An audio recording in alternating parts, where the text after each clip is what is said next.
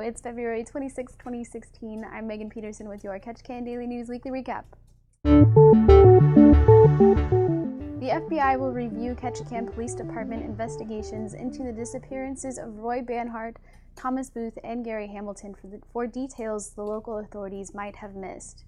KPD reports will go to an FBI office in Juneau early next week, and there is no anticipated timeline for feedback from the FBI. Governor Bill Walker will visit Ketchikan on Monday to discuss state funding for access to Gravina Island.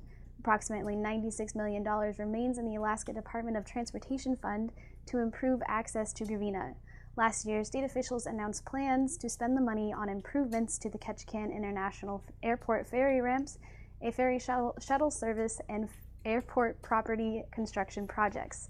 However, Ketchikan's local government suggested spending the funding differently, including replacing the airport ferries. Walker will meet with local officials on Monday afternoon and will host a town hall meeting at 5 p.m. on Monday at the Ted Ferry Civic Center. In local schools, Ketchikan High School's debate, drama, and forensics team brought home a championship title from the Alaska DDF competition in Anchorage this past weekend.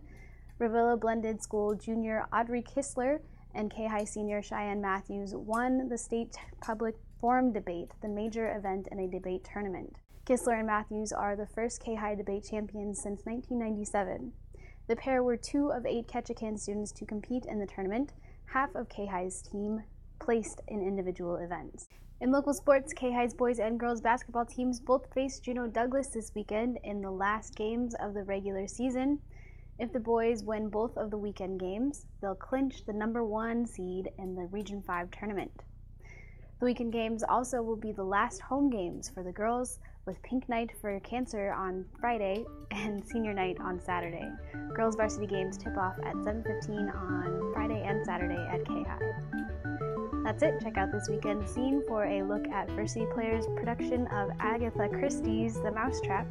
Here's your photo of the week. This has been Megan Peterson with your Ketchikan Daily News Weekly Recap. Have a good weekend.